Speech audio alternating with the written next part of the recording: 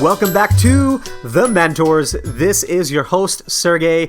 Once again, Vadim is not here with me because we are serious now about following the social distancing rules. We're going to give it at least a couple of weeks where we're not going to be in the same studio. So maybe we'll alternate these intros and outros of our episode. But be sure that we are going to be bringing our twice a week episodes to you. If you got a chance to listen to the episode last week, then we're excited to have you back for part 2 of our 2-part series with Darrell Silver of Thinkful. He started multiple companies, but this episode is going to be the one that focuses on exactly how he conceptualized of and started Thinkful from the ground up and ended up growing it into a major successful education company.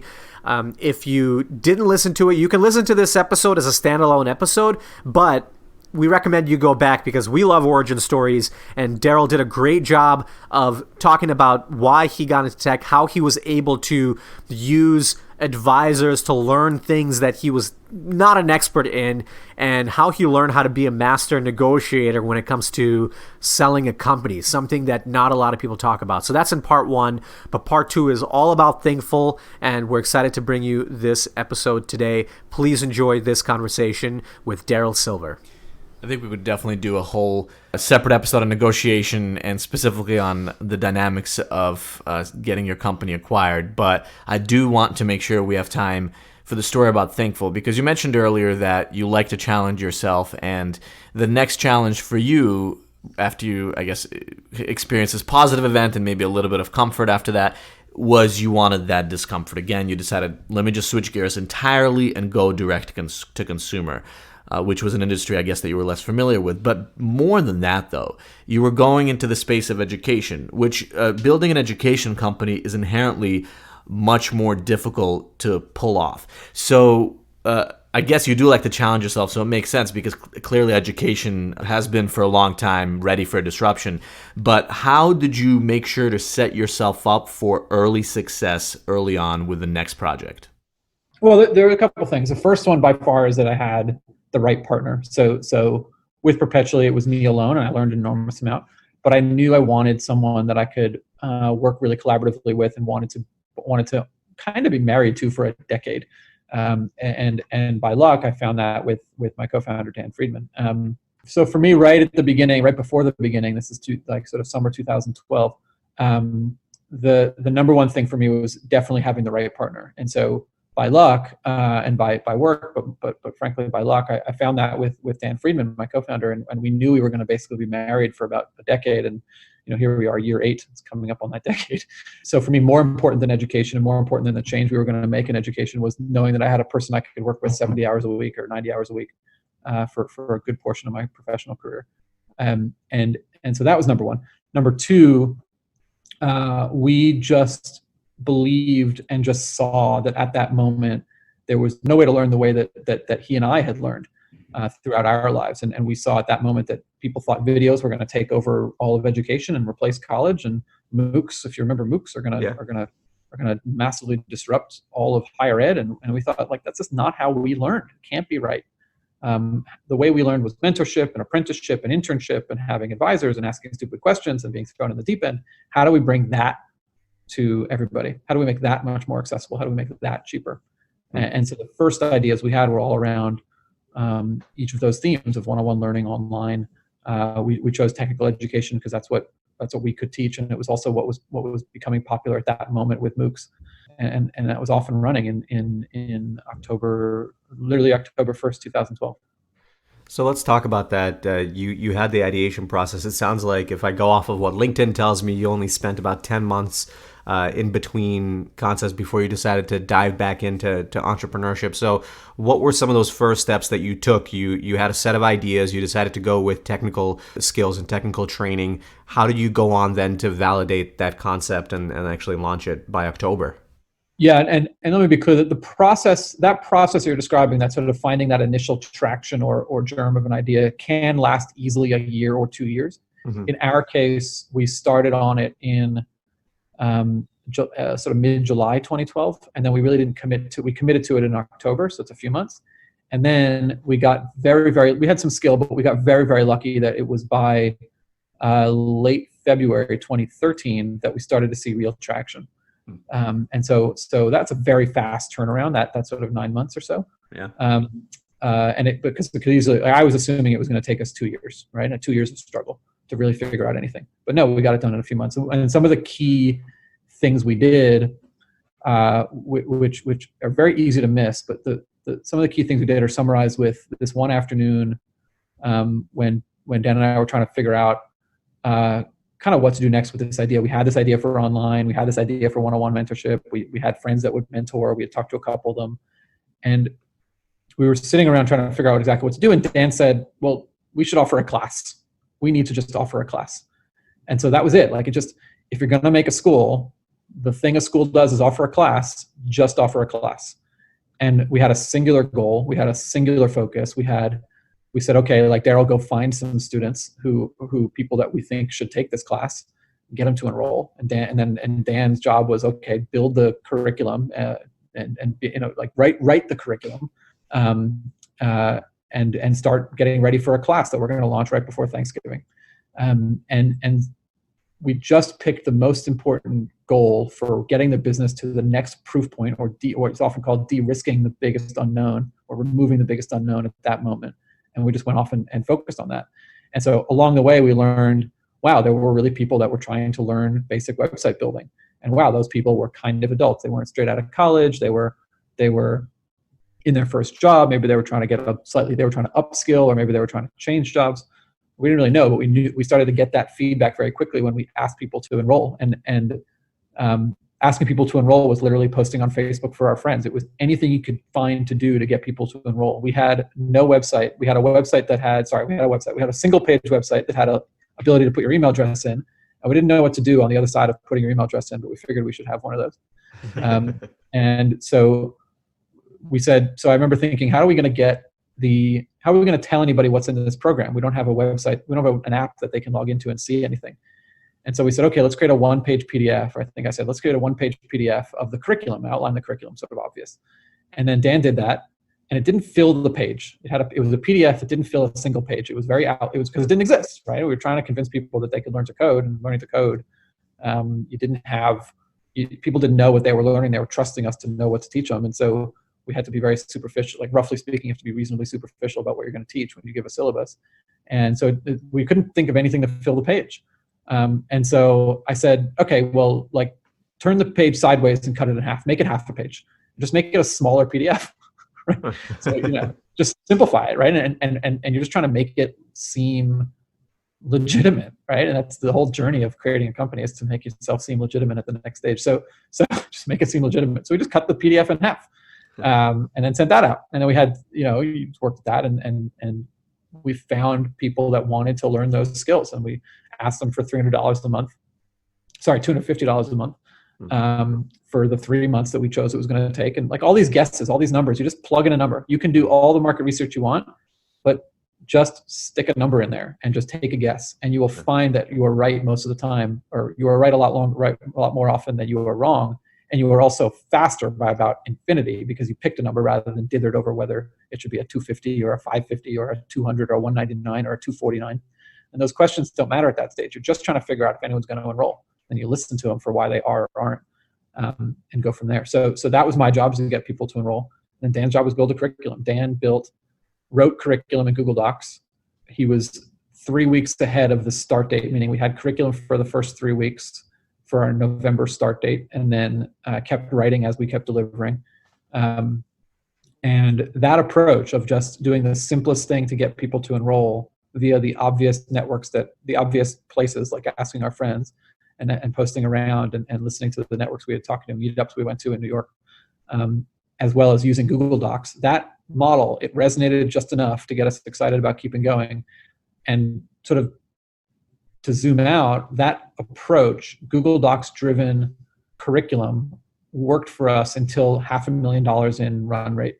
We had served well over 500, I forget the number, but it would have been 500 or so students on Google Docs. No app, no software, no engineers.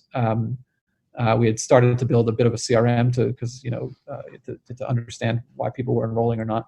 but we were delivering the education with Google Docs because it worked. It worked until it stopped working, and then we started replacing it. But it was just try to find the simplest path to the most important risks to remove in your business, and just work like hell to do that, and change what you have to, and don't get stuck on small decisions, and just put in guesses and work from there. I love that. You guys found the fastest and simplest path to a product and just went out there and built the first mini version of it and got customers for it. Can you talk a little bit about that early process? You mentioned you were posting on your social media, you were going to meetups and stuff and going through your internal networks. Were you asking people to apply? Like, do you remember how many people you got to apply at that point before you guys got your first batch of students? The first class was 7 people. That November class was 7 people. It didn't really take off. We had 7, we had 9, we had 6, and then it wasn't until the end of February that we had any real traction, any growth. But we had those initial students that were kept coming in, which was a pretty good sign. I must have done. I mean, it was kind of all the things, right? You can talk about what you're doing with everyone you know. You can everyone that was sort of interested, I ended up having a phone call with, or Dan ended up having a phone call with.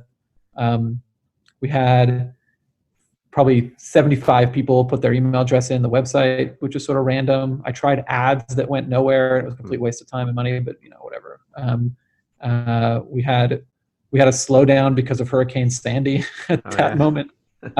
We had an intern that was really excited and great, and he worked with us for a couple of years who started doing some of that stuff as well. But it was just kind of everything. It's just this hustle of it. Doesn't really matter. None of the other stuff really matters. You just get that half-page PDF. Remember, couldn't fill out a full page of what this product was that we wanted people to spend like $250 a month times 3 months on. Like $750 is a big purchase. We couldn't fill out a single page PDF, but we knew that if we could get it in front of people and get their reaction, their real reaction to whether they would enroll, not what do you think of this in theory, but would you actually, are you ready to take this class right now?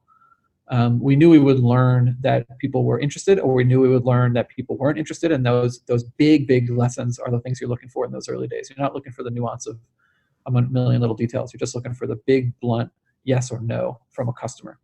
And so it was, I don't know, with 7 students, we must have had 200 email addresses. We must have had 500 conversations, something like that. Yeah. And it sounds like you pretty quickly started to notice that the people that were interested in acquiring these skills were adults, people that maybe were trying to change careers or upskill. So how did you then go from, because with the Google Docs curriculum and process, to go from 0 to $500,000 in revenue run rate is substantial. What kind of processes or repeatable processes did you then start to do that that actually worked? So you tried a bunch of experiments, ads didn't work, direct outreach did. What did you then repeat to double down and get more and more students to grow up to that $500,000 run rate?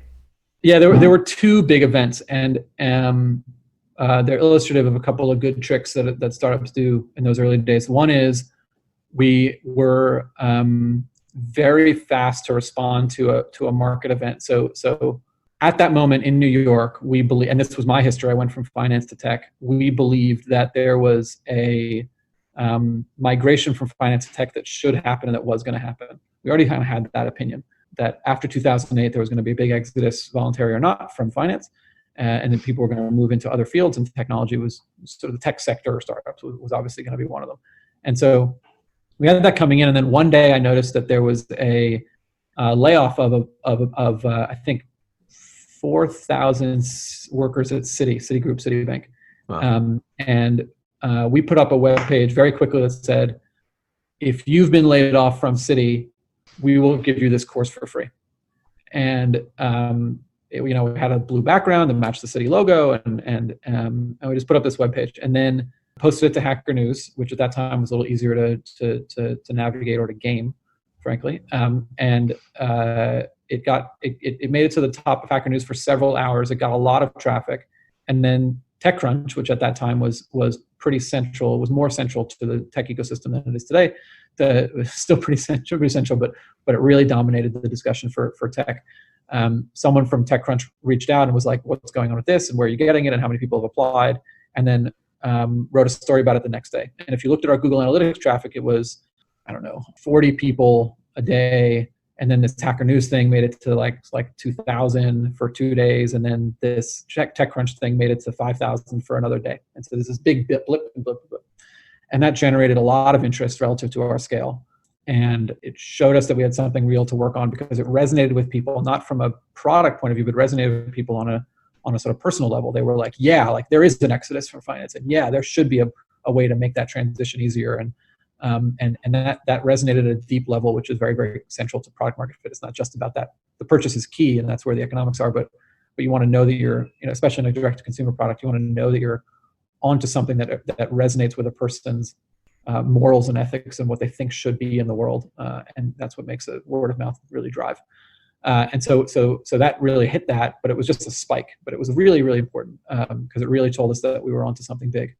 That's the first event. The second event was when we announced our what is now called a pre-seed round, and we were able to announce that we had a fancy investor, and it did something very else that's important in the market in building a consumer product, which especially in education, which is trust. We were able to establish that we were a real business that someone with clout had believed in enough to put their money on the line for, and we were able to set ourselves apart from the kind of just a little bit from the noise of a lot of folks that were just two people in a room trying to sell something. And that stamp of trust in education especially is very key, and it really set us up. So those two events set us up for what turned out to be the sort of real hallmark of product market fit. And I hate describing this story in detail, so I'll give the overview because it's sort of, when you see it, it's easy, but before you see it, it's really very frustrating to hear people talk about it. But we saw very organic growth for about 14 months, 26% month-over-month growth for 14 months, starting from a zero baseline, but that compounds very quickly.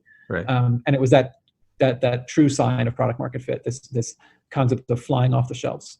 But honestly, that's a lagging indicator of all the work we had done in the prior 10 months. And product market fit is like easy to spot once it's out there, and it's like it's just a lagging indicator of the work you've already put in. So, but that's what we really had, something that became a real company, and that's what drove to that 500,000 in run rate. Yeah, no, that's a great story, and I think I've seen some VC write about this as like a startup zeitgeist crossover or fit. I don't know exactly how it was phrased, but the zeitgeist of the moment and what you're offering actually fitting that moment. I remember 2012, 2013 pretty well, and you could feel that there was going to be an exodus from finance, and it sounds like you guys saw that and timed it pretty well. Yeah, well, thank you for the credit. I mean, we saw that for sure. We were at the right place at the right time, and we had validation when we saw things resonate with the city promotion, and then we had the stamp of approval or something that just helped us establish trust in a market that requires trust, in a product that requires trust. But that's right, and it's keep in mind that moment. The people that were enrolling are those that were most impacted, those that were graduating in 2008. So our students are 30, still remain about 30 years old. Yeah. That student body is largely those that graduated college, and not largely anymore, but at that time, graduated college in 2008 into one of the worst economies. We're about to go into a very uncertain period. And the reason that people in startups get kind of, the most creative among us get kind of piqued in our interest is that inside of that kind of churn in the economy is the next generation of new ideas and new technologies and new adoption. So obviously, working from home is huge. Obviously, the disruption and change in retail is huge. Obviously, the economic hardships are going to be massive, and the government takeovers of the economy are going to be massive. But over the next couple years, is the sort of seeds of the future in a way that's hard to see right now and is not in anyone's top of mind. It shouldn't be, and we should all be working with our families, but is really something that important that happens. And so it's not a coincidence that Thinkful's success followed 2008, and it's not a coincidence that MOOCs followed 2008 as well. And these things are all very connected. Absolutely. You're absolutely right, and I can tell you from personal experience. I work with dozens of entrepreneurs at the Entrepreneurial Institute at NYU, and there's only a few really you can count on one hand that are discouraged by this. Most people, they're seeing the opportunity in the ability to offer consumers and businesses real value in this difficult time. And I think some companies will come out on top. So you're absolutely right. I think to wrap up this interview in the last couple of minutes, I do want to make sure we talk about this one thing, which is if you want to if you're listening to the show, you want to learn more about Darrell's and Thinkful's philosophy on education, you can go on thinkful.com. You can go on Darrell Silver's website, darrellsilver.com. Is it with 2 R's, 2 L's, but it's your blog. And he talks a lot about his philosophy. But one of the things that you read a lot about your philosophy on education, the future of higher ed, but one of the things that you write about is the importance of keeping education both affordable and accessible to students. Most coding schools were not able to do that successfully. Prices kept rising over the years, right, as the coding bootcamp model kind of peaked in the mid 2010s. But can you talk a little bit about how you were able to do that at Thinkful, how you're able to maintain the quality and accessibility, but also keep it affordable? How is that possible? How do you think others can do it? Yeah, I mean, we should break that into two real quick. I mean, Thinkful as an online provider of effectively infinite scale for an outcomes-based program, that is the core competency we built for 7 years. Now, our prices did go up steadily almost every year, and the market tolerates a lot higher price. But with Chegg, and we spoke a lot about having the right personality and the right opinions about what the future should be with your future acquirer, with your partners. With Chegg, we really came to believe throughout 2019 that there needs to be a force to lower prices but still maintain outcomes-based education. Meaning you can offer inexpensive education products, and a lot of people do, and they have a much lower this customer and the product offer and give a much lower expectation of outcome, and sort of salary change or career change. But we just believed, as does Chegg, that the prices for outcomes-driven education, meaning a very new career and a massive increase in salary, our grads are seeing a $20,000 salary increase from the jobs that we're helping them get in their first job. And then over the 2 years after we get them their first job, they're seeing another $20,000 increase. A lot of schools believe that increase should kind of go back to the school, that the student should pay $20,000, $30,000 for that education. Now, we just think that excludes a lot of people. You can make fancy financials to make it seem like you're not taking out debt. But fundamentally, we just think those prices, if they come down, they're going to be able to serve more students. And that'll be a bigger impact on the market, bigger impact on the world, bigger impact on the future of wealth inequality, frankly. And so one of our big opinions going into the Chegg acquisition was, if we lower prices, we'll be able to serve more people and still maintain the outcomes we have. We picked a partner in Chegg that has the technology and experience to allow lower cost of delivery to make that possible and still maintain profitability and sustainability. We picked a partner in Chegg that was able to look over a 5-year horizon for what's possible in the market and what should be in the market. And then we picked a rare partner, and they picked a rare company that said, like, yeah, prices are too high. It feels like it'll serve our bottom line to raise that tuition another $10,000 or another $5,000, another $500. But actually, that's short-term thinking. You're excluding people who are still going through the same career transitions as everybody else, and who still have aspirations but can't afford that kind of education. And we just think there's a much bigger opportunity and need to lower prices for outcomes-based education. So we became quite passionate about that through 2019. Our prices had been going up, and that's what drove us to say, gee, is that really going to help us reach more people if we raise prices? And the obvious answer is no. Sometimes the biggest answers in business are the really, really obvious ones. If we keep raising prices, we're not going to serve more people. We're going to serve fewer people. That's the wrong direction. That's not why we started this business. And so we think this next trend in skills-based education and adult learning is to be very rigorous and transparent about the outcomes while also lowering prices. And that's really what we're committed to with Chegg, and what Chegg's committed to with Thinkful.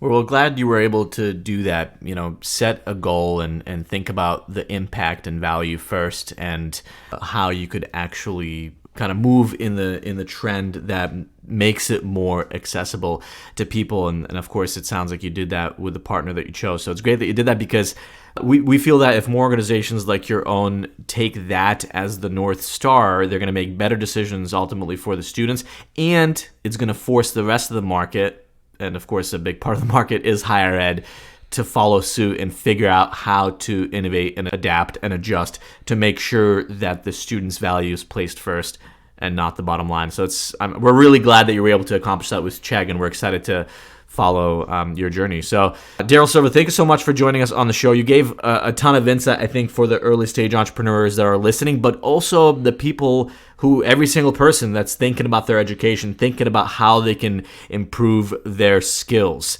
Clearly, the best way to do that is through experience. And if you're able to be resourceful, to find people that can help guide you through that experience. But then obviously there's other incredible programs out there, some of which are taken the lead by folks like Darrell and Thinkful that can also help you along the way. Darrell Silver, thank you so much for joining us on the show, and we're looking forward to continuing to follow Thinkful and Chegg's progress in education. Thank you very much. Thanks for the opportunity. Awesome. That was great. Thanks, Darrell. Yeah, I feel like we could go for even a couple more hours. If we were Joe Rogan, maybe we'd be able to keep you on.